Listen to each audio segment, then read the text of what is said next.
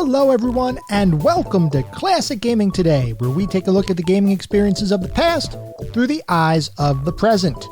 I am your host, Tony, and today we are going to look at Commander Keen, a side-scrolling platformer developed by Ideas from the Deep and published by Apogee Software in 1990 for the MS-DOS computer platform and operating system. We're going to talk about that game in just a couple minutes, but first, as is usual, we have a little bit of housekeeping. This is episode number 9. It has been awesome so far. I hope it continues to be awesome, and I hope that everybody continues to come along for the ride.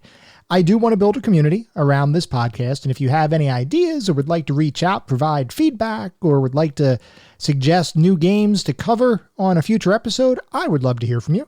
I do have a couple of ways you can reach out to me. I have an email address, which is classicgamingtoday@gmail.com. I also have a Twitter account with the handle @ClassicGamingT. So if anybody feels like reaching out and either having a discussion about classic games or technology, or like I said, providing feedback or suggestions, I am looking forward to hearing what you all have to say. For anybody who may be new, welcome. I just want to take a brief moment to go over what the anatomy of an episode is, because for the most part, every single episode follows a similar format. First, we start talking about the history of the game, the historical context in which the game existed. And then, after we talk history, we will jump into a pseudo-review kind of section. We don't really give a score, but we do look at the typical review kinds of things, like graphics, sound and music, the narrative and story, if the game has one, playability and controls, and overall feel. And based on that discussion, we will reach a verdict as to whether the game still holds up today. And to do that, we assign one of several categories. At the very top, if a game is a true certifiable classic, and it is as good today as it was when it was released, it may gain entry into the Pantheon of Classic Gaming. That means you should still play this today. It is just that darn good. There are some games that don't quite reach the Pantheon level, but are still great experiences that you should experience yourself. Those games fall into our golden oldie category. That means that you probably should play it. I definitely enjoyed it and I recommend it. Certainly if you have nostalgia for the genre or the game, go ahead and play it. It is a darn good experience. Moving on from the golden oldies, we have our mediocre mentions. These are starting to be the games that I can't really recommend. You could still have a good time, especially if you have a nostalgia for the game itself, or you really enjoy the genre, go ahead and play it, but I can't recommend it to the general population. And then we have the footnotes. These are the games that are best left in the annals of history. I have played them, so you don't have to. These games I can't recommend at all. They either have not aged well or have aged very poorly, or they may have not been that great experiences to begin with. So feel free, give them a pass. If you want to play them, go ahead. Play them. I can't control you, nor would I want to. But these are games that I absolutely cannot recommend in good conscience. With that out of the way, we're going to start talking about the game of the day. That is Commander Keen.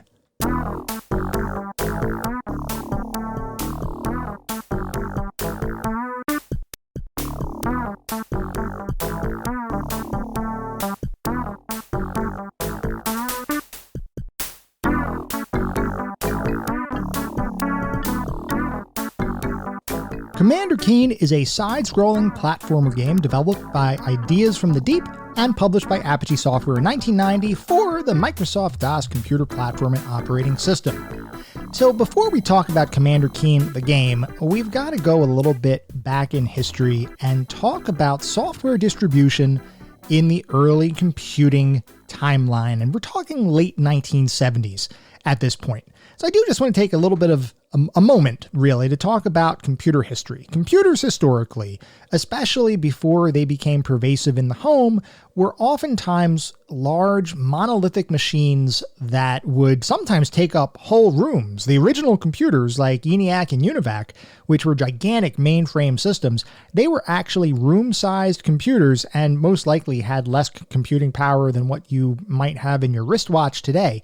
But these were gigantic machines that took up a huge amount of real estate. Now, over time, those machines started to become smaller and more accessible. And that was really driven by the creation and miniaturization of transistors, which eventually allowed for computers to become more pervasive in the home, or at least not so much just these gigantic machines that took up an entire room's worth of space.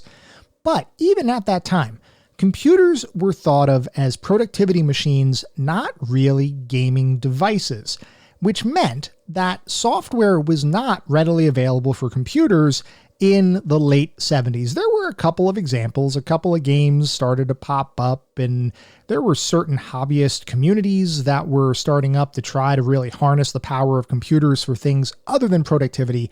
But this was not a broad thing yet. And stores, they didn't really carry tons of software at the time. There were no broad distribution networks for games. It wasn't like you had a ton of publishers that would be releasing content or releasing games out to the stores, and big publishing houses. They just didn't exist at the time. So if you wanted to distribute a computer program or a computer game or something like that, local distribution was the name of the game. And the way that people usually did that was by actually going physically into stores that are local to your area, or traveling around and going to different stores and bringing discs in plastic baggies to your local electronics shop and convincing the owners to carry those products or carry that software in their store, or sell it at their register or counter or whatever the case might be. There were print-based publications that would distribute software, which started to get a little bit more broad exposure of computer programs. But those publications actually provided a printed out version of entire programs that you as a hobbyist would have to copy into your computer. That meant that when you would get this magazine, you would literally open up to page whatever, and you would see a program that you would have to type into your computer. So think about that. And now granted, these programs were not all that complex. They weren't like thousands of lines of code or things like that. But even trying to transcribe a little bit of computer code from a magazine into a computer, you had the potential for typos or mistakes, and just, it wasn't an ideal experience. And also, because computer programs, I mean, generally speaking, even if they're not that many lines of code, it takes up a good amount of space printed out. You were completely dependent, or software developers were completely dependent on having printed space in magazines, which meant the kinds of software that was distributed in these magazines really couldn't be too complex. There just wasn't enough space to print them all. And then once again, if they did print a huge program, it would be much more difficult to type into your computer. So it didn't really happen. That really wasn't something that was able to be done with magazines at the time. So that meant that most of the software that was distributed via this means were mostly smaller applications and very simple games. That started to change with the concept of the disc magazine. This was a direct response to address the print-based issues we were just talking about for distributing software. The actual magazine in this instance would come on a physical disc, which would be readable by a computer. So rather than receiving a physical magazine in the mail, you would receive a disc, you'd put the disc in the machine, and you could actually read the magazine on your computer. It consisted usually of both articles and runnable programs and games. And what that meant is that you no longer had to type those programs and games into the computer. They were already in a runnable form. So basically you were getting early software distribution through these magazines. And the very first publication that took this model and ran with it was a publication called Soft Disc Magazine, with its first volume published back in 1981. That magazine was originally focused on the Apple II, but would eventually expand to multiple platforms, including the Commodore 64, the IBM PC, and Apple Macintosh when it was available. Now, I do want to talk briefly, and we've talked about this a little bit before on the podcast, about the different computer formats and proprietary nature of how hardware was at the time. Back when computers were first really becoming an environment for personal computing or for gaming or just personal productivity, computers were not standard. If you were on a computer platform, you could almost bet that any software you get for that platform would not run on any other platform. They were all proprietary hardware, proprietary operating systems, and every single platform had its own eccentricities and specific things that needed to be done in order to work on that computer. So if you had a Commodore 64, you better buy programs for the Commodore 64. It's not like you're going to run an IBM-based program on there. Similarly, Apple was totally different, and I mean, I guess Apple still is different to this day, but regardless, back then, every single computer platform almost was not compatible. That's why eventually, as the 80s rolled on, the concept of the IBM-compatible PC, as IBM really took the forefront of most of the personal computing environment. That's why that was a big deal, because now companies were creating computers that would be compatible and therefore shared at least some degree of common architecture that would allow you to run pretty much any program that would be written for that kind of platform. But back then, it didn't exist. Every platform is a little bit different, which is why magazines like Soft Disk Magazine had to publish their content in multiple formats. Now, that distribution mechanism became a major way. This was like one of the major ways that games would be distributed and would be able to get from developers to hobbyists. So that was something that was created, and that was really starting to get that software distribution concept to be more broadly available across the industry. Now I want to take a little bit of a pivot and talk about the formation of what would become id Software. And for anybody who may not be aware, id Software is one of the companies that has been at the forefront of a lot of major advancements in computer technology. Id is probably most famous for their first-person shooters like Wolfenstein 3D, Doom, Quake, Rage to less of an extent, but they're still around today. Id is still working in the computing industry, working on awesome first-person shooters, just like the Doom reboot and its sequel that came out within the last few years. But back then, id wasn't even a thing yet. But the founding members of id Software all met themselves while working for Soft Disk Magazine. And we'll go through each of the members of what would be the founding fathers of id. And we'll start with John Romero. And John Romero got his start programming games for the Apple II back in 1980. And this was kind of a common theme with the computing environment. And we've talked about this also a little bit on the podcast, where a lot of times in the 80s, there was anybody who wanted to program for computers, they kind of just met each other at computer clubs or at high school computer labs and things like that. And everybody was trying new things. There was a lot of experimentation. There were a lot of unknowns because nobody knew what computers would fully be capable of. They were productivity machines. Not many people had tried to create games on them, and people that did create games on them were trying to wade water in a completely unknown body of water. So there were a lot of things that were unknown. A lot of experimenting was happening at the time.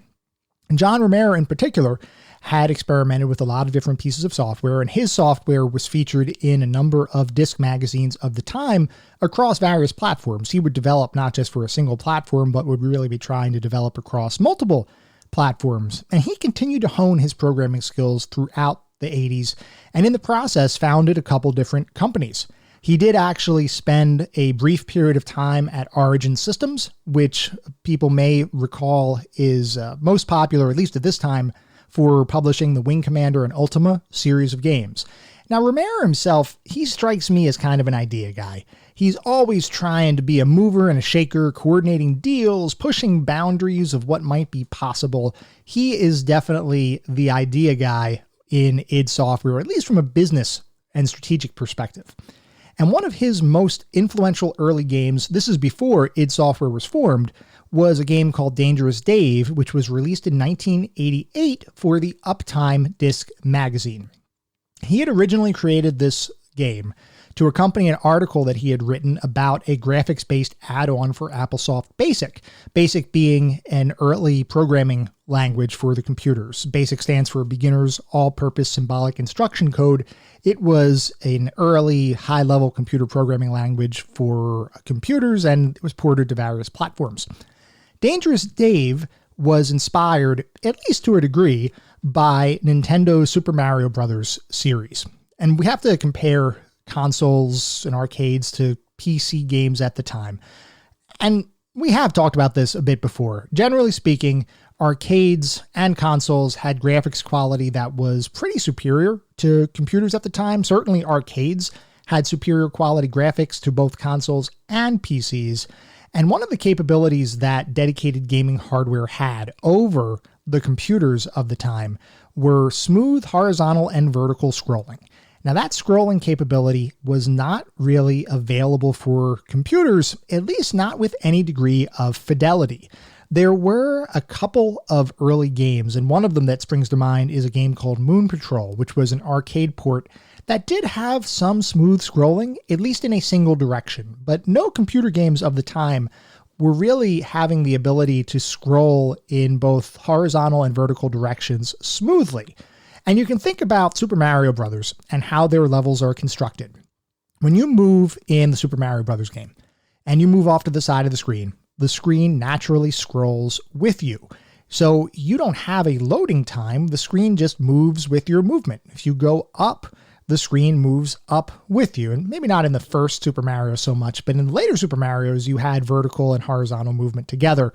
The first, I'm trying to remember, might have only been horizontal. Regardless, it was all smooth scrolling on consoles and arcade games.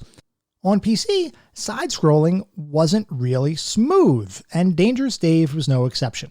Once you would reach the edge of the screen in Dangerous Dave, a new screen would paint entirely, similar to how the original Legend of Zelda worked, where rather than having the screen scroll with you, you would reach the edge of the screen, go onto the next screen, and then the screen would magically kind of move into place or appear. Doesn't mean it's a bad thing, but the technology for PCs to allow that kind of scrolling, like in Mario Brothers, didn't even exist. So you couldn't even have a true Mario-style game for the computer because the technology just wasn't there. In 1989, John Romero, after having some successes with his various software programs, moved to Shreveport, Louisiana, and joined Softdisk magazine to work on their Big Blue Disc magazine, which was specific to IBM PCs. IBM being one of its nicknames is or has always been Big Blue. Several months later, starting a PC games division at Softdisk magazine, John Romero was one of the head founders or the leads for Gamer's Edge, which was a subsidiary or at least part of Softdisk magazine. And their goal was to release a brand new game every 2 months, a full-fledged brand new game every 2 months. That kind of thought is almost an impossibility in today's world, where most software or most games that you play take years to develop. Back then, a couple months, you could churn out an entire game without too much difficulty. So time went on, and then as of July 1990, it was time to build out the team for Gamer's Edge. And one of the first members to join the team was a man named John Carmack. Now, John Carmack had been working for Softdisk magazine for the Apple IIgs version of the magazine as a freelance developer. Now, as a child, Carmack was a genius. Well, probably a genius his whole life, but as a child, he was basically described as a brain on legs. So this is like genius level intellect. He also got into some trouble early on, which it's interesting. A lot of times people that are just super geniuses sometimes don't really know the social cues to not get in trouble sometimes. I'm not saying that Carmack had that issue, but he did run into some trouble in his early ages all around computers and trying to get into like computer labs and do stuff. So it wasn't even like horrible crime level stuff. It was more about trying to be more of a computer genius than what he otherwise was. We'll talk more about Carmack's contributions to id Software in a little bit, but suffice it to say that he was one of the most influential individuals in pushing computer technology probably of all time. Regardless, Romero hired Carmack to work on Gamer's Edge, and that wasn't the last hire that Romero would do. He also brought on an individual named Adrian Carmack, who was pretty much responsible for a lot of the art. He was part of the art department in Softdisk. He was not related to John Carmack, despite having the same last name. So Adrian Carmack was brought over to work on Gamer's Edge. There was another individual named Tom Hall, who was the editor of Softdisk magazine, was asked by John Romero to help with the design of the games that team would be working on. And Tom Hall would come in at night.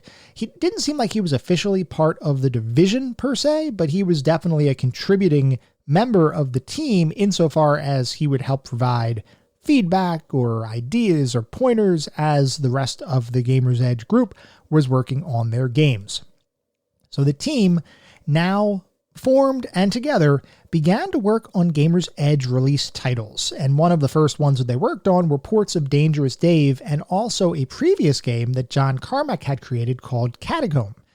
Work proceeded as normal, and they would be focused on releasing that one game per couple months until one night of September 1990. John Carmack was working on a new side-scrolling engine, and once again, side-scrolling, at least smooth side-scrolling on computers, wasn't really a thing at the time. And Tom Hall, as he often did overnight, would come in and he was looking at what Carmack was working on, and he noticed that Carmack had done something pretty special. He had created a way for games to smoothly scroll horizontally on a computer.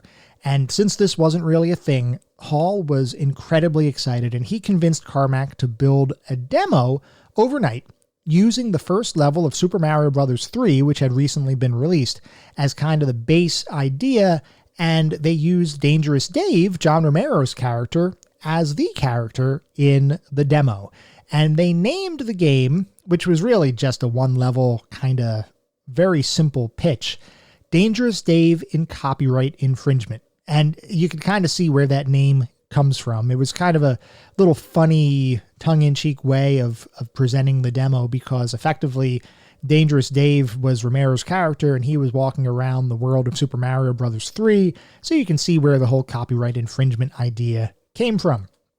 So Carmack worked on that overnight, showed Romero the next morning, and he was blown away. He believed that this was the future of computers, of computer technology. He had never seen anything like this before. He believed that this was going to be their ticket out of soft disk. Once again, showing that he was an idea guy and really trying to think about the future and how they could continue to progress as individuals, but also as a team. So the team began to work in secret on a full port of Super Mario 3. And the way they did this, they didn't really have machines that were capable of building this game themselves. So they actually borrowed, and I use that term very loosely, soft disk computers on the nights and weekends to work on this unofficial port. Now that port, that unofficial port, would eventually be sent to Nintendo itself. And the team had some grand aspirations. They basically said, hey, look, this is what we can do.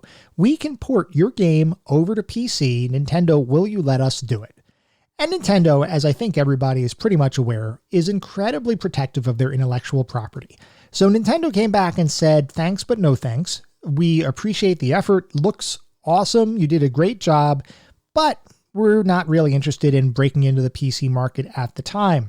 We're more interested in creating really crappy games for the Philips CDI. Well, no, wait, they didn't actually say that, but that's kind of what eventually happened. We'll save that story for another episode. But we will go back to id Software, and at this point, the team wasn't really called id Software, but they had coined their company name. They had called themselves Ideas from the Deep, and that was actually a previous company name that Romero had used for some of his prior titles. But despite that failure with Nintendo, the crew had been formed. They were now operating under a pseudo company kind of thing with Ideas from the Deep. And, you know, I do just want to call out, and this kind of comes across anyway, this was really one of those early examples of John Carmack being a genius level programmer. He did something that nobody else was really able to do. We're going to see this a lot as we talk about John Carmack. This will not be the first time we talk about John Carmack. So the team had an early success there with that Super Mario Bros. 3 port. Even though it didn't get published by Nintendo or picked up by Nintendo, they were still very enthused by the technology. And they realized that with the technology they had in place, they'd be able to create something special. But they really didn't feel like soft disk was going to appreciate that this was going to be the future of computer entertainment. So around that time, John Romero was contacted by an individual named Scott Miller from Apogee Software. We talked a little bit about Scott Miller during our Duke Nukem 3D episode.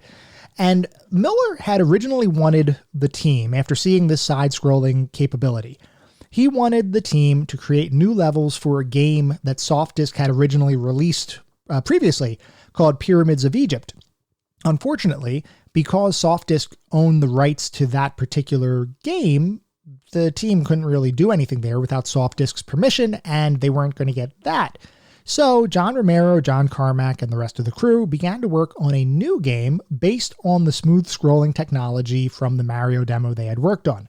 The only caveat is that it had to fit into the method of distribution that Apogee was pioneering at the time, and that was the shareware distribution model. And shareware, we talked about this before too. There's a little bit of, it's interesting, as we start looking at computer history, you will see how a lot of different events begin to overlap, because a lot of these landmark titles had a little bit of a shared history between the different players and the different technologies that were coming about. So I apologize for anybody who this might be a little bit of a refresher or might have heard this on a prior episode a little bit, but I do think it's important to have the context whenever we have these discussions. So for anybody who may be unaware of what shareware is, basically the way it worked is that you would have a game that was episodic, and that doesn't necessarily mean that there was one connecting story. It's not like the episodes of the Telltale kinds of games that you would get now, where it's almost like a television show with episodes. This was more just collection of levels. And the way shareware worked was that the first episode for any given software release was free, and that might be anywhere from 8 to 10 levels or so. And then the rest of the episodes, and there could be anywhere from an additional 2 to 5 episodes beyond that first, you would pay for. You would actually submit a check, or you would call in, pay by mail, pay by phone, and then the software company would send you the rest of the game. So that distribution varied as history played on. A lot of times early shareware was actually distributed on floppy disk in stores, sometimes in those plastic baggies like we were talking about from the late 70s, early 80s, other times in a little bit more polished kinds of packaging. And I remember the very first shareware title that I bought was the original Doom shareware. That was actually something where that was one of the first computer games that I got. Once I had a computer that could actually run it, that was one of the first things I got. And wow, the rest is history, as they say. Shareware itself originated in the early 80s, and kind of sort of similar distribution methodology, or at least concept, as what was going on with some of the disc magazines of the time. But it really became popular in the early 90s. And most of that popularity, or a lot of it, was driven by Apogee Software, because Apogee was really one of the pioneers in shareware distribution. So with that in mind, the team at SoftDisk created the game, but they did so while remaining at SoftDisk the entire time. Tom Hall worked on the design, Adrian Carmack worked on the art, as were their specialties, and then John Carmack and John Romero were all about programming the game and creating the levels for the game. Now, Hall believed that backstory was essential in gaming. He thought that you can't have a game without having some form of narrative or backstory. And that would be something that Tom Hall would keep with him for pretty much the entirety of his computer industry experience or career. He always believed that story was essential in gaming, no matter what kind of game you're making. So he came up with a pretty extensive backstory, especially by platformer standards, and he worked to include those story elements in the game as readable text. So elements of Commander Keen, actually the elements of that story, whose real name was Billy Blaze, or at least name in the game is Billy Blaze, came directly from Tom Hall's childhood. So he basically designed some of his childhood things into the game, like the Green Bay Packer helmet that Billy or Commander Keen would wear. The red sneakers that he would wear throughout the game, that came also from the kind of sneakers that Tom Hall wore during his childhood. And at this time, while they were working, while Hall, Carmack, and Romero were working on the game, they also worked with another individual from SoftDisk, a man named Jay Wilbur. He acted as the manager of the unofficial project. And the way they did this, very similar to what they did with the Super Mario demo or port, is they utilized SoftDisk computers pretty much anytime they weren't working on an official SoftDisk game. And with that, with using that hardware that was available to them, they completed the very first Commander Keen game, Invasion of the Vorticons, in December of 1990. And that was effectively a 3-episode game. First episode being available as shareware, and the second 2 available if you either mailed in or called in a payment. They would send you the rest of the game. Commander Keen, that original trilogy, was a success. It was a big success by any standards. Apogee Software, the publisher of the game, they were used to making around $7,000 a month on sales, on average, for the software they distributed.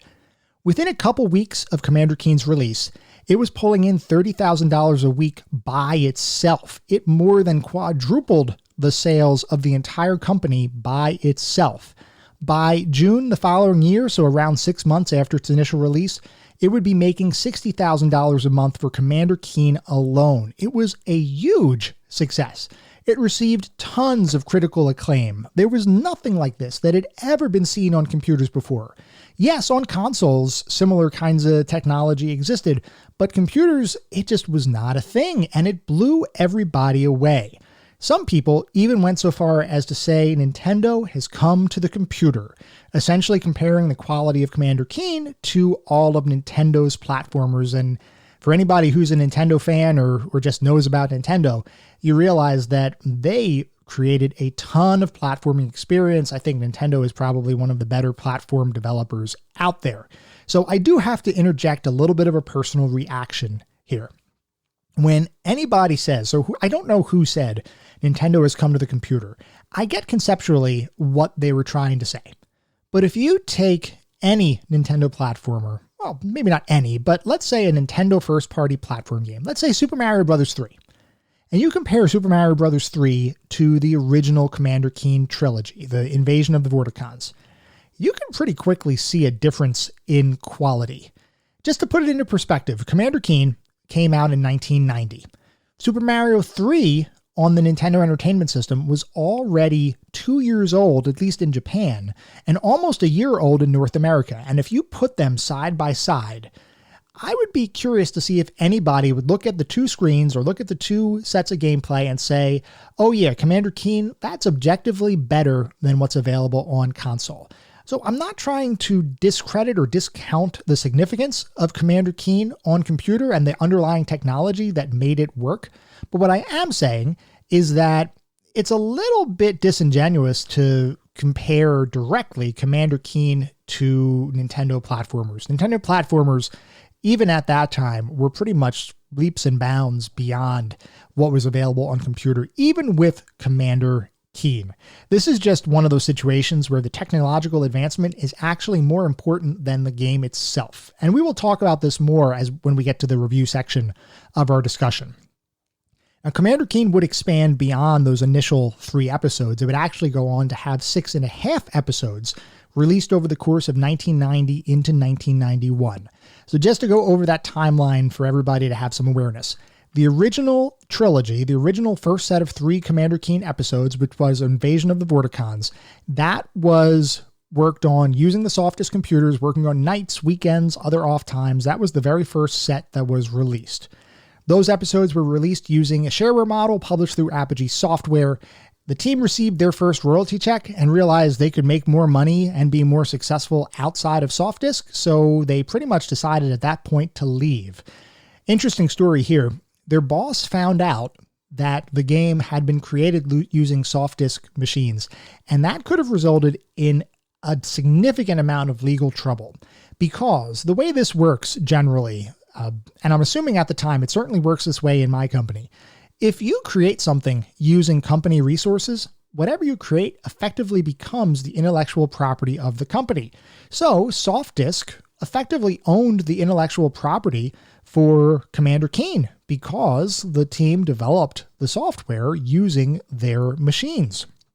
Now, of course, the team didn't want to give up the rights to Commander Keen. They knew they had a hit on their hands. They had gotten some money already. They wanted to continue to get money. They didn't want to give it to Softdisk. So they made a deal with Softdisk where the new company, which now would be called id Software, would continue to produce a new game for Softdisk every 2 months for around the next year, but at the same time, as long as they were fulfilling that contractual commitment, they would be free to pursue other ventures as well.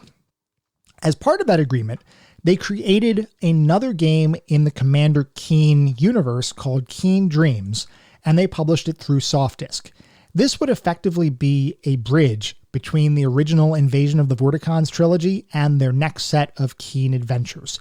So because Keen Dreams was published through Softdisk, it hasn't really been included in many re-releases. It's oftentimes considered to be episode 3.5 or a lost episode in the Keen series, and I don't even think you can buy it today. I was able to find it on a couple of abandonware sites, but I do not believe it's available for purchase. Both episode 3.5 and episode 6 do not appear to be available for purchase on Steam or GOG or pretty much anywhere. The reason for episode 3.5 not being available is because it was a Softdisk exclusive and it was not really owned by id Software. But Keen Dreams was actually important in the overall Commander Keen series because id Software was able to use Keen Dreams as a prototype for testing out some other new features for what would go into their next set of Keen adventures. Originally intended to be another trilogy and published with Apogee using the traditional 3-episode kind of shareware model. So the team started working on that next trilogy. After the first game in the trilogy was nearly complete, John Romero sent a version of the game to a fan that he had met up in Canada, a man by the name of Mark Rain, and he had asked him to play test the experience. Romero thought that Rain had a lot of great input. He played the game, he provided a lot of feedback, and Romero thought it was very valuable. So in addition to that playtest, and because Mark Rain had some business experience, John Romero brought him into id as a probationary president to help expand the company. Now, when I saw this, first thing that came to my mind was, boy, talk about a dream job for a fan of a software company. Imagine that. You are a fan of a company, you're getting a chance to play test this game, and then randomly out of the blue, somebody says, hey, would you like to be a president at the company? I think my answer to that would be a resounding yes. I'm sure many others would as well. So Mark Rain joined the team. He was now a probationary president for id, and he didn't waste any time at all with getting up to speed with what was going on. He was able to broker a deal with another publisher named FormGen to bring Commander Keen to retail stores rather than the mail-in shareware kind of purchase mechanism that had been prevalent at the time. What this basically meant is that the second trilogy that id had been planning wasn't actually a trilogy. The 6th episode of the series, which was entitled Aliens Ate My Babysitter, was released to retail as a separate standalone game, which meant that the other 2 episodes, episodes 4 and episodes 5, were the only episodes released under Apogee using the shareware kind of model. As you might imagine, Scott Miller was not particularly happy with the break from the 3-episode shareware model. He thought it was going to create confusion. He thought it would result in lower sales because rather than a 3-episode kind of structure, you're only getting 2 episodes. So he was not a fan of the fact that id was kind of going off and doing their own thing. As the game series itself developed, though, so too did the technology and capabilities that the team was able to fold into the game. And we can really clearly see a difference between the first trilogy, which was Invasion of the Vorticons, and the rest of the Dream, or the rest of the Keen games. The first trilogy, the best way you can describe it is primitive, especially in comparison to console platformers of the time. It had a very limited color palette. It had only PC speaker audio, which basically meant a bunch of beeps and bloops, and no real Sound Blaster or other audio card kind of support. There was no music. The control set was pretty darn limited. It was just a very, in comparison to other console games at the time at least, very, very primitive. The second set of episodes, starting with Keen Dreams and then moving on into episodes 4, 5, and 6, would pretty much improve upon all aspects of the game. It included synthesized music, much higher quality graphics, ad-lib and Sound Blaster support, expanded controls. It was really almost like a completely different game, and that really was a testament to id Software becoming more adept at creating the game and its levels. I think what happened was, and I don't have anywhere where I can prove this, but I think what happened was id Software, those guys were working at Softdisk Magazine. They were making a game every 2 months. Those games were not going to be super deep experiences. They were kind of going to be games that were playable, certainly, might be fun, but weren't going to be things that were going to last a really long time. They probably took that same kind of development mentality to the very first Commander Keen game, and that's how they developed that original title. So they really didn't go beyond that. They almost took that same kind of methodology to that initial trilogy. Once again, that is my conjecture on the situation, because once the company was off on its own and doing its own thing, the games they released were dramatically more advanced than what that initial trilogy was. And it's not like there was a significant amount of time that passed in between the first trilogy and the next set of episodes. So that's my assumption as far as how that went. I have no idea if that's true or not. So once again, just pure guess on my part. Beyond the 6.5 episodes that id worked on directly, there would also be a Game Boy Color release in 2001 entitled simply Commander Keen, but none of that original team was involved in the creation other than giving permission for the game to be created. The original series itself would also be released in several anthologies over the years and would make its way to Steam in 2007, other than, of course, Commander Keen 3.5, The Keen Dreams, as well as Episode 6, Aliens Ate My Babysitter. So there was definitely a legacy here. Commander Keen demonstrated what was possible in computers. It demonstrated brand new technology, and that young upstart team, id Software, quickly became the talk of the town. They were now free to pursue their own projects, so they had to figure out what to do next. That, however, is a story for another day.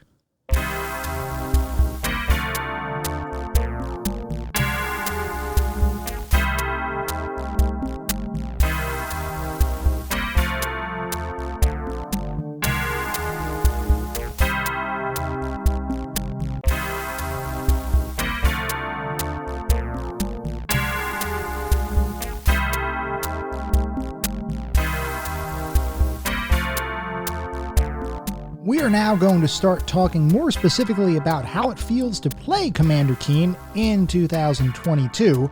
Before we do that, we'll talk about what Commander Keen really was. So it was a side-scrolling platform action game. That basically meant a few different things. So you had some limited controls. Of course, with a side-scrolling platform game, and this was both vertical and horizontal, so it wasn't just side-scrolling technically. You could go vertically as well as horizontally. So you would be dropped into any number of levels. You could shoot with your blasters. You could pogo stick on enemies once you actually got the pogo stick, at least in episode 1, and then future episodes you had full access to the pogo stick, except for episode 3.5, which was kind of a little weird, kind of off on its own, doing its own thing. Regardless, you were able to shoot. You could jump on some enemies' heads, others you couldn't because it would kill you. In general, one hit would kill you. There was no life bar or anything like that. There were no real power-ups to speak of for the most part. It's not like in the Super Mario Brothers where if you got a mushroom and grew bigger, you could take one hit before you got decimated. No, in Commander Keen, one hit kills. Some enemies had to be avoided, so pretty typical kinds of platform stuff. It wasn't anything particularly different from a platformer perspective. There was a lot of jumping from platform to platform, as you might expect in a platform game.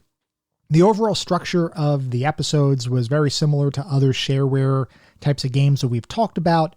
Each episode, and there were 3 episodes per trilogy, obviously, each episode would have multiple levels per episode, and each episode was themed differently. And the way that each episode would start, there would basically be a very small cutscene, so to speak, at the beginning and end of each episode that would provide the story of that episode and then the story to come if you got the following episode. And this very obviously was Tom Hall's contribution, or one of his contributions to the game, having an actual backstory for each of the episodes. Each episode, along with being themed differently, each had different goals, although from a structural perspective, they all play the same. Basically, the way it worked is you would have an overworld map, very similar to the map you would see in Super Mario Bros. 3, and you would navigate around that overworld to go to different levels. You would have to go into those levels and complete whatever the goal was. And each of the episodes, like we were talking about, had a different goal. And as you would go through the game would track your progress towards that goal. There might be some levels that were completely unnecessary to complete in order to actually complete the game. They were optional. A number of other episodes or another number of other levels were required because they had something to do with the goal of the episode you were trying to accomplish. There was a pretty big distinction between the original trilogy versus Keen Dreams, which was episode 3.5, and then the the next couple of episodes, which would have been a trilogy, but wasn't really a trilogy, and then episode 6. So there were some pretty big changes that occurred between those different groupings of episodes.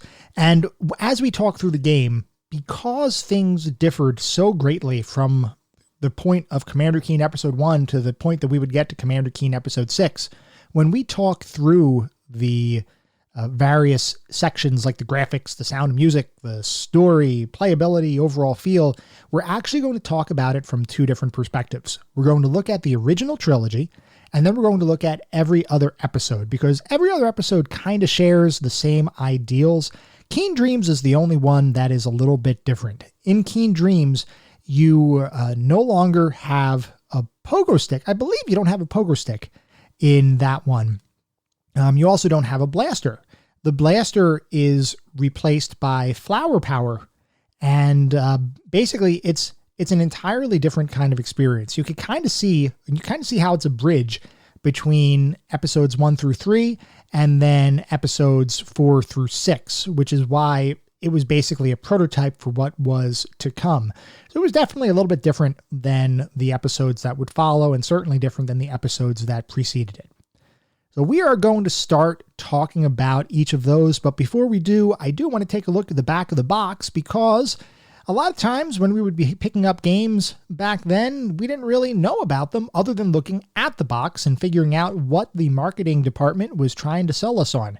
Now, the interesting thing with Commander Keen is that because it was primarily distributed as shareware, I don't know that there really was a box for some of these episodes. So we are going to read the back of the box, so to speak, from the marketing materials for Commander Keen Invasion of the Vorticons. I don't believe there was actually a physical box for this game. If there was, I wasn't able to find it, or it's so rare that, boy, somebody would have a pretty nice museum piece if they actually had it. But here is what the developers say about Commander Keen. It says, "Can Billy Blaze, alias Commander Keen, defend us from the Vorticon invaders? Exciting features, ultra high speed smooth animation, full screen 360-degree scrolling playfields, arcade quality sound effects, joystick supported, built instructions and help." I suppose that should be built-in instructions and help. Save and restore up to 9 games, hundreds of screens to explore, many funny cinematic animations, makes an IBM outshine an Amiga. Those are some fighting words right there, because anybody who is aware of older computer technology knows Amiga was pretty much the name of the game if you wanted to get high-quality graphics and sound. So those were some pretty high kinds of comments, or some pretty interesting comments by id Software trying to sell their game in comparison to Amiga. Anyway, we are going to move on to talking about the individual elements of the game now. We are going to start with the graphics. Once again, we're going to talk about this from the perspective of both sets of episodes, and I'll just use the term original trilogy and new trilogy, even though the new trilogy wasn't really a trilogy. We're going to forget about that just to keep it simple. So for the original trilogy, the Invasion of the Vorticons, oh boy, these graphics are kind of rough. Very limited color palette. There's probably maybe 16 colors on the screen. It's actually a bit more retro than what the retro indie style of today is, or at least the popular version of indie retro style is today. It's more retro than that.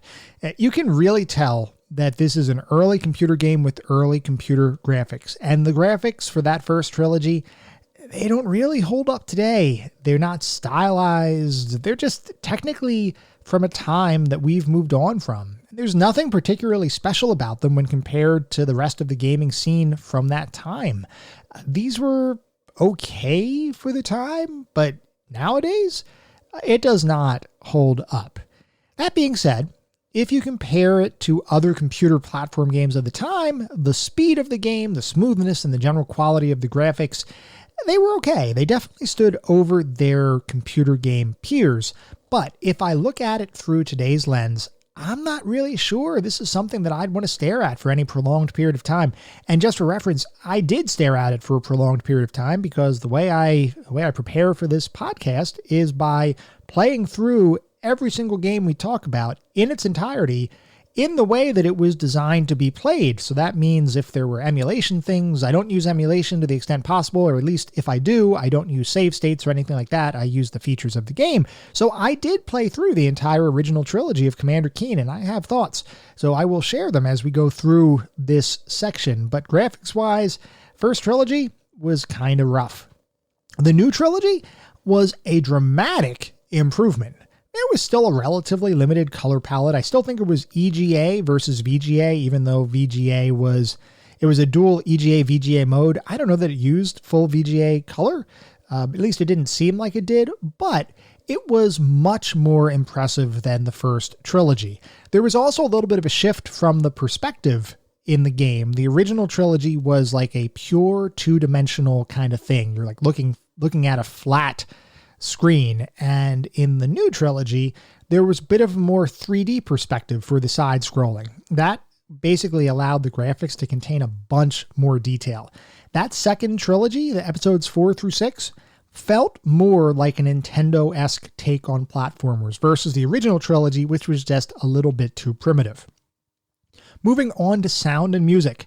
For the original trilogy, there wasn't all that much in the way of music. Actually, there was none, because all they did was they used the PC speaker for audio. That was the exclusive way that sounds were generated for the original trilogy. There was no music. Now, I do have to question this one. This one feels very much like we were talking about before, that this was effectively just an evolution of that month or every 2 months create a game kind of mentality versus sitting down to make something truly special, because there were plenty of other games out at the time that took advantage of the full audio capabilities of computers. My guess is that that limited experience, or creating those limited experiences for soft disk, really did impact their ability or their desire to create full-fledged audio. They just didn't think that they needed to have a good game. And absolutely true, you don't need amazing audio to make a game, but boy, does it help. The audio in the original Commander Keen trilogy is best described as quaint by today's standards. It's even probably quaint by 1990 standards. The sound effects were okay, but I don't know if anybody doesn't have nostalgia, or particular nostalgia, for this game's specific beeps and bloops. I don't know that anybody's going to look at it and say, oh, wow, that's like my favorite part of the game. It was very primitive, and not to say that there's anything wrong with PC speaker audio. There have actually been games that have utilized PC speaker audio to great effect. Access Software, as an example, with their, I believe it's called Real Audio drivers. I think that's what it was called, where they basically were able to play actual voice. Granted, it wasn't high quality, but they were able to play actual voice and music through PC speakers and make it not sound like a PC speaker. There were other companies like LucasArts that were creating games that utilized the PC speaker and actually played music through it. You could even listen to the original Secret of Monkey Island theme, which had been released a couple months before Commander Keen, and it had full audio support for PC speakers. And I mean, the Monkey Island theme, not to get off on too much of a tangent, but that's like one of the best themes in all of gaming. And it even sounds good on a PC speaker. So the opportunity or the technology was there. The original Commander Keen trilogy just did not exploit it to the degree that I would have wanted. Now, the new trilogy, I actually loved the music in episodes 4, 5, and 6. I loved the music. A couple of the tracks were a little bit too cartoony for me. It just felt a little bit overly cartoony, but there were some tracks that felt like a really nice jazzy kind of feel and actually reminded me of some of the kind of styled tracks from the Tex Murphy series of games. And I loved it. I thought that the music for the new trilogy was really good. And to me, it's amazing how adding a little bit of music to a game can dramatically increase the enjoyment of the experience. Once again, it is not a requirement, but man, the new trilogy, I was really impressed with the music in that one, especially coming from the original trilogy, which had nothing and only had sound effects via the PC speaker. It's like a light years worth of improvement from the first trilogy to the new trilogy. Talking about the narrative and story, there was a surprisingly detailed backstory for both the original trilogy and the new trilogy. And the backstory kind of goes like this. Billy Blaze, child genius. He's basically working in his garage. He invents all sorts of things, such as the bean with bacon mega rocket, which, I guess it's funny. I don't know. Some of the jokes in here were a little bit elementary to me, oh, bean with bacon kind of joke. I don't know. Maybe I was just in a little bit of a grumpy mood. I could have been, because playing the game sometimes, and we'll get to why I was grumpy about it, but I don't know. Some of the jokes kind of fell flat to me. I know what they were getting at, but kind of fell flat in the story. In any event, the bean with bacon mega rocket allows Billy Blaze to travel to far off expanses of the solar system. By day, he's a boy genius, but if he puts on his special football helmet, he becomes Commander Keen, Defender of the Galaxy, or something like that. Each episode of the game does have its own self-contained story. And for the first trilogy, that basically means each episode expands on the Vorticon threat. The Vorticons being a race of aliens that are hell-bent on destroying the world. Like I said, the comedy here, fairly juvenile, but the story itself was more than I expected for a platformer. My personal opinion, though, and my personal preference, it felt like there were too many in-jokes here versus things that I would consider to be truly funny material. I do find it interesting that there was this much story in a platformer. Every single episode, you could go to a story page and you could read. It's like a multi-page thing. Every single episode has pages of story associated with it that I'm assuming Tom Hall put together. I probably wouldn't have cared if there really wasn't that much of a story here. I mean, I love story in games. I love narratives. I'm a big believer in playing RPGs and adventure games and really diving into the story. Platformers, I guess it's nice to have a story. This one, I probably would have given it a pass. I don't think it was absolutely necessary. I commend the effort. I think it was a really good effort to put something in there. Now, there was one area of the original trilogy that I really enjoyed, and I thought they could have done more with. In some of the levels, especially in episode 1, or I guess only in episode 1, they had messages that were hidden in some of the levels where you could find these messages and they would kind of give out hints about either how to beat the boss or how to find secret blocks in the world. Some of them just had flavor text just to add to the overall mystery of the universe. I feel like they could have really done more with that. They could have bumped that one up a bit, added some additional hidden or mysterious lore to the game to kind of build up the backstory a little bit. I would have loved it. I mean, I know that I just finished saying that, well, I would have given a pass on the narrative or story for the platformer, but I would have loved there to be some hidden lore in the game, something to keep me playing or something to keep me exploring around and looking around the game for hidden things. That's the kind of stuff I really like. And I wish they would have done more of that in the original trilogy.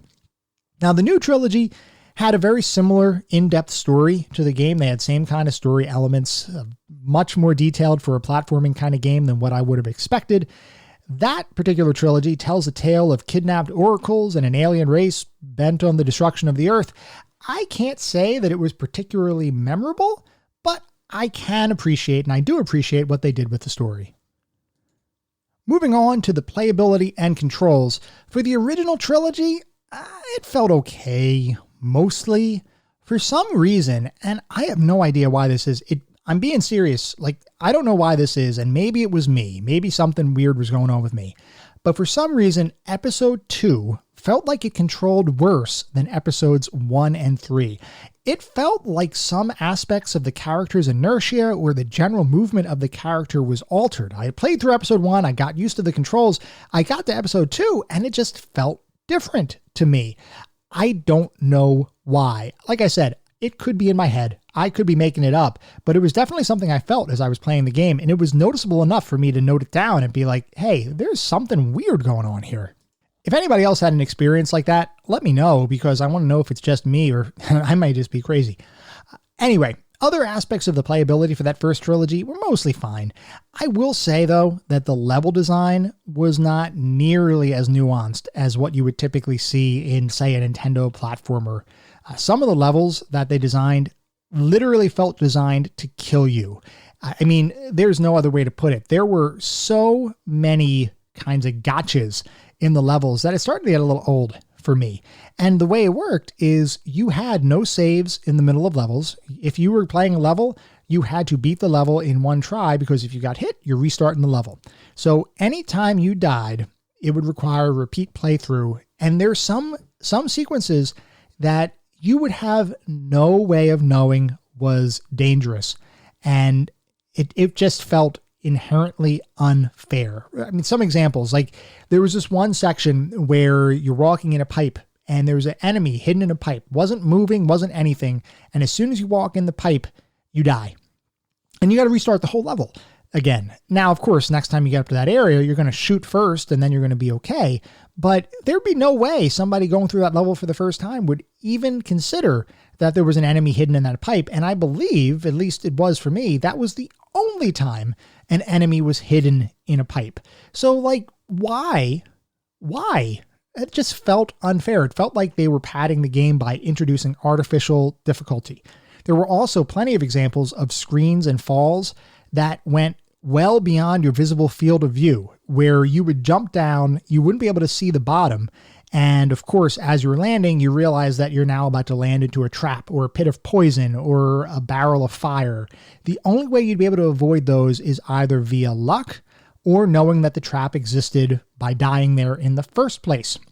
It's just one of those things where, from a design perspective, I could see what they were doing. I could see that this was a team that was trying to figure out how to design a platform experience. These were not a group of seasoned platformer developers. They were people that were trying things out, were trying to make things work, and some things worked, some things did not. I felt that there was just a general unfairness with the design of some of the levels. Personal opinion, but that was how I felt, especially around the original trilogy. Now, the new trilogy was so much better, like so much better. The controls felt dramatically more responsive. They were still a little bit floaty at times. The biggest change, though, from a playability perspective, was the addition of the ability to save at any time in any of the levels, which meant that you could basically save at any point as you're working your way through the levels. That made the whole experience dramatically easier than the first set of episodes. Basically, you could save state your way through the game. You could literally move an inch, save the game, move another inch, save the game, if you wanted to. That served to reduce the overall frustration, but, that also made it feel like there was no real risk in the game, because if you got to a particularly difficult section and you fail, as long as you saved it literally right before that section, you could just keep going and going and going until you get past it. The risk versus reward here was dramatically reduced. And I know it sounds like I'm complaining both about the inherently harder difficulty of the first trilogy, and now I'm complaining about the relative ease of difficulty on the new trilogy, but I feel like there has to be a middle ground where there's a compromise between the unrelenting difficulty that the first three games had and the convenience of having the ability to save any time.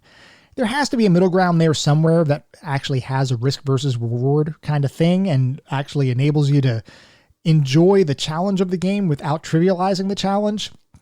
I don't think either of the Keen trilogies really hit the mark here, but I will say that the new trilogy was definitely much more playable than the first trilogy. So the overall feel of the game, how did it feel to actually play with all of those things that we just talked about in mind? The original trilogy, it just felt old. It did not really translate well into modern times. It's not that I would call it unplayable, and I had a good time for the most part if I put on my, hey, this is part of computer history hat, and not look at it from the perspective of, hey, this is like a game from today. I could look at it and kind of understand the merits. I had a good time, but it is not without its faults. The biggest impediment for me, it's not the graphics, It's not the sound.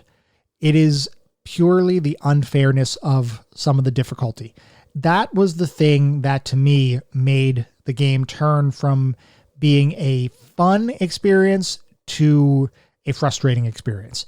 And I am not one to dislike difficulty. I enjoy difficulty in games. I enjoy the sense of achievement that comes about by defeating a particularly difficult boss or level or even entire game. I enjoy difficulty when it is designed such that my mistakes are what I have to overcome in order to beat that difficulty. When I am getting thrown into a situation where the game and the game designers are going out to intentionally kill me and make it feel like it's just an unfair kind of experience, that's where I start looking at it and saying, no, this is not the right kind of difficulty.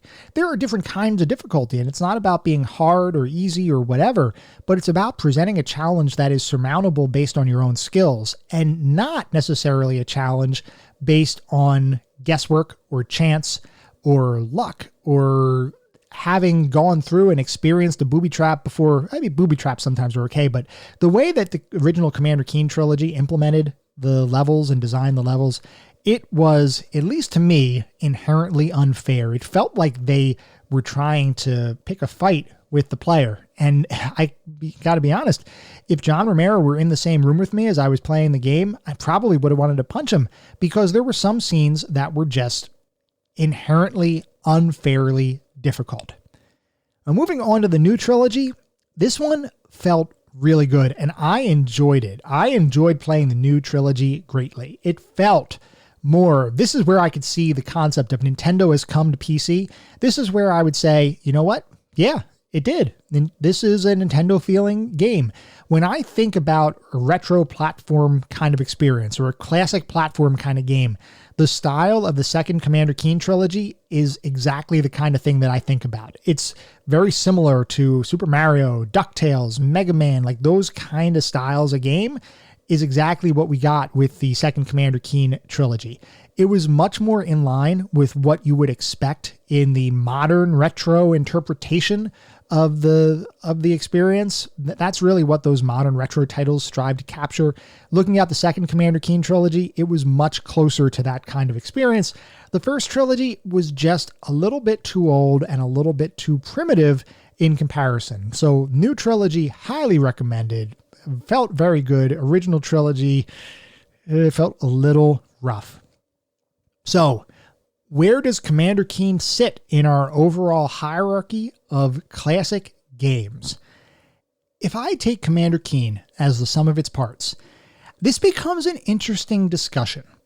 There's been a ton of evolution over the couple of years that all of the episodes were created. If I look just at the first trilogy, it is absolutely an important series. It is an important game release. It is something that from a computer technology perspective, it's incredibly important. And you really shouldn't miss it from that perspective. But at the same time, I honestly don't think you should play it. It is a very rough experience. If you have nostalgia for it, the answer might differ a little bit. Certainly, if you have nostalgia for the game, you could probably have a little bit of a different perspective there. If you're curious about how early computer platformers played and felt, then sure, take a look at it, see what the historical significance of the game is. If you're looking for a game to play and have fun with, I cannot recommend the first Commander Keen trilogy. It is just a little bit too rough around the edges. If I look at the second trilogy, those are games that you should absolutely play, as they both represent the evolution of id Software as a development team, and they also demonstrate an early example of a truly fun, quality platform experience on computers. So, second trilogy, you should play it. It's a great game. It's a lot of fun. It is still pretty darn difficult. Even with the saving, it does get pretty darn difficult in some levels. And the saving definitely negates a lot of that, but if you tried to play it like the original Commander Keen trilogy, these actually might be harder than the original trilogy if I look at it from that perspective. Now, given the fact that you can, in fact, save in the levels, it's kind of a moot point. But the second trilogy, highly recommend you to play. So with all that said, The good and the historical significance of the game outweighs the bad. So for that reason, if I look at Commander Keen as a series and not the individual episodes, but as a series, Commander Keen is one of our golden oldies. But I do have to stress this. If you want to see what all the fuss is about, just start with the second set of episodes.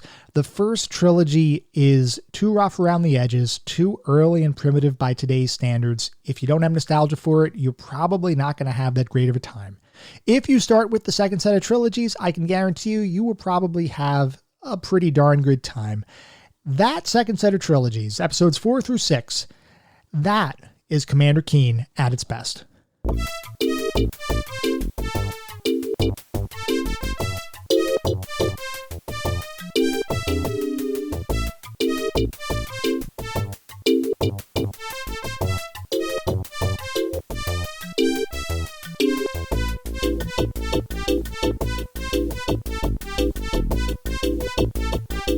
That was our episode on Commander Keen. I hope you all enjoyed listening to it as much as I enjoyed creating it. If you have any feedback or would like to provide suggestions, comments, or otherwise talk about classic gaming, I am here and I am listening. I do have a couple ways you can get in touch with me. I have a Twitter account with the handle @ClassicGamingT. I also have an email address, classicgamingtoday@gmail.com. I am definitely interested in hearing what you all think.